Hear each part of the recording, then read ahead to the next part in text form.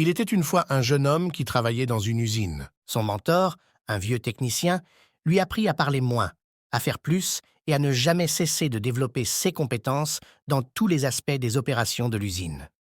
10 ans plus tard, le vieil homme prit sa retraite et le jeune homme devint technicien à son tour. Il continua à faire son travail avec la même dévotion et diligence qu'on lui avait enseignée. Un jour, il rendit visite à son mentor. Le vieil homme remarqua qu'il semblait malheureux et lui demanda ce qui le troublait. Le jeune homme soupira et se confia. « J'ai suivi vos instructions à la lettre toutes ces années. Peu importe sur quoi je travaille, je reste silencieux et je me concentre sur le boulot. Je sais que j'ai fait du bon travail à l'usine et que j'ai appris toutes les compétences qu'on peut y apprendre. Ce que je ne comprends pas, c'est que les gars qui n'ont pas mon expérience ou mes capacités ont tous été promus tandis que je gagne toujours aussi peu que lorsque j'étais votre apprenti. » Le vieil homme demanda « Es-tu sûr d'être devenu indispensable à l'usine ?»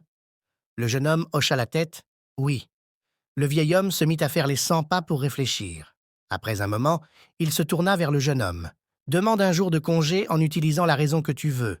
Il est temps que tu te donnes une pause. » Le jeune homme fut surpris par ce conseil, mais plus il y réfléchissait, plus cela avait du sens. Il remercia son professeur et partit rapidement faire une demande de congé. À son retour au travail, après son jour de congé, le manager l'appela dans son bureau pour lui dire que les choses ne s'étaient pas bien passées à l'usine pendant son absence. D'autres avaient rencontré de nombreux problèmes qui auraient normalement été gérés par lui, et il n'avait aucune idée de comment les résoudre. Réalisant son importance, le manager décida de le promouvoir au poste de technicien senior pour le remercier et l'encourager à continuer son bon travail. Le jeune homme était reconnaissant pour la sagesse de son mentor. Il pensa sûrement que c'était le secret du succès. À partir de ce moment-là, chaque fois que le jeune homme sentait qu'il méritait plus que ceux qu'il recevait, il prenait un jour de congé. Quand il revenait le lendemain, la situation s'améliorait à sa satisfaction. Ce schéma se poursuivit pendant des mois. Un jour, le jeune homme découvrit qu'il était bloqué à l'entrée de l'usine.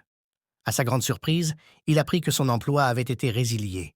Il ne pouvait pas y croire.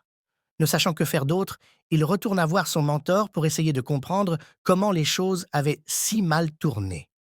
« Pourquoi ai-je perdu mon emploi ?» demanda-t-il avec fierté blessée. « N'ai-je pas tout fait comme vous l'avez demandé ?»« En fait, tu ne l'as pas fait, car tu n'as entendu que la moitié de la leçon, » secoua la tête le vieil homme. « Tu as tout de suite compris que personne ne fait attention à une ampoule qui est toujours allumée. C'est seulement quand elle s'éteint que les gens s'en aperçoivent et réalisent qu'ils l'ont prise pour acquise. Tu étais si désireux d'appliquer cette compréhension que tu es parti avant d'entendre la seconde moitié. » La seconde moitié, il commença à réaliser que, peut-être, il avait fait une grosse erreur. Quelle était la seconde moitié? Le mentor parla lentement pour faire passer son message. La seconde moitié, plus importante que la première, est la prise de conscience que si une ampoule s'éteint fréquemment, tôt ou tard, elle sera remplacée par une ampoule plus fiable. Qui veut d'une ampoule sur laquelle personne ne peut compter pour fournir de l'illumination? Tu vois? Dans la vie, dans ta vie, as-tu des amis et des membres de ta famille que tu prends pour acquis? Ils sont toujours là pour toi. Que se passe-t-il si un jour ils ne sont plus là? N'attends pas un tel jour pour réaliser soudainement à quel point ils sont importants. Remercie aujourd'hui pour la bonne fortune de les avoir dans ta vie. Ne te laisse pas non plus prendre pour acquis, mais en même temps, fais ton travail et ne cesse pas tout. Ce que tu fais juste parce que ça ne se passe pas comme tu le souhaites.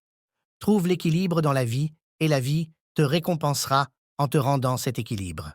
Merci de regarder et reste béni.